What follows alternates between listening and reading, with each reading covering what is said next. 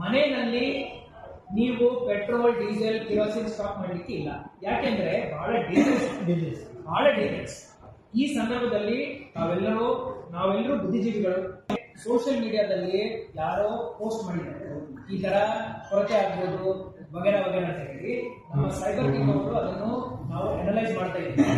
ಯಾರಾದ್ರೂ ಈ ತರ ऑथेंटिक न्यूज 19 में आपका स्वागत है। आइए देखते हैं आज की न्यूज।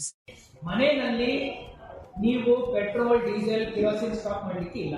ಯಾಕೆಂದ್ರೆ ಬಹಳ ಡೇಂಜರಸ್. ಈ ಸಂದರ್ಭದಲ್ಲಿ ನಾವೆಲ್ಲರೂ ಬುದ್ಧಿಜೀವಿಗಳು, ಪ್ರಜ್ಞಾವಂತರು. ನಾವು ಸ್ವಲ್ಪ ನಮ್ಮ ಪ್ರಜ್ಞೆಯನ್ನು ನಾವು ಉಪಯೋಗಿಸಬೇಕು.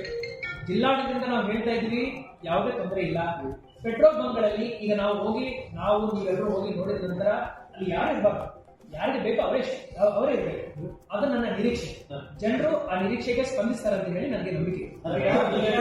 ಸೋಷಿಯಲ್ ಮೀಡಿಯಾದಲ್ಲಿ ಯಾರೋ ಪೋಸ್ಟ್ ಮಾಡಿದ್ದಾರೆ, ಈ ತರ ಕೊರತೆ ಆಗ್ಬೋದು ವಗೇರಾ ಅಂತ ಹೇಳಿ ನಮ್ಮ ಸೈಬರ್ ಟೀಮ್ ಅವರು ಅದನ್ನು ನಾವು ಅನಲೈಸ್ ಮಾಡ್ತಾ ಇದ್ದೀವಿ.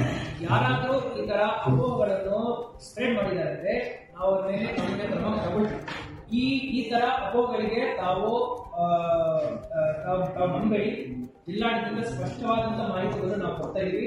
ಪ್ರತಿ 2 ದಿವಸಕ್ಕೆ ಒಮ್ಮೆ ನಾವು ಒಂದು ಸುದ್ದಿಗೋಷ್ಠಿ ಮಾಡ್ತೀವಿ. ನಮ್ಮ ಮಾಧ್ಯಮದ ಸಮಿತಿಗಳ ಮುಖಾಂತರ ತಮಗೆ ತಿಳುವಳಿಕೆಯನ್ನು ನೀಡ್ತಾ ಇದ್ದೀವಿ. ಈಗಾಗಲೇ ನಮ್ಮ ಡಿಸಿ ಅವರು ಪೆಟ್ರೋಲ್ ಕಂಪನಿಯ ಪದಾಧಿಕಾರಿಗಳು ಮತ್ತು ಪೊಲೀಸ್ ಇಲಾಖಾಧಿಕಾರಿಗಳು ನಾವು ಒಂದು ಮೀಟಿಂಗ್ ಮಾಡಿದ್ದೀವಿ. ನಮಗೆ ಅವರು ನೀಡಿದ ಮಾಹಿತಿ ಪ್ರಕಾರ ಪೆಟ್ರೋಲ್ ಮತ್ತು ಡೀಸೆಲ್ದು ಯಾವುದೇ ಕೊರತೆ ಇಲ್ಲ. ನಾವು ಅವರಿಗೆ ಕೇಳಿದ್ವಿ, ಸಪ್ಲೈ ಡಿಸ್ಟ್ರಿಬ್ಯೂಷನ್ ನಲ್ಲಿ ವಾರ ಶುರುವಾಗುವ ಮುಂಚೆ ಮತ್ತು ಆಮೇಲೆ ನಿಮಗೆ ಯಾವುದೇ ವ್ಯತ್ಯಾಸ ಕಂಡು ಬಂದಿದೆ. ಪೆಟ್ರೋಲ್ ಮತ್ತು ಡೀಸೆಲ್ ನಲ್ಲಿ ಯಾವುದೇ ವ್ಯತ್ಯಾಸ ಕೂಡ ಕಂಡು ಬಂದಿಲ್ಲ.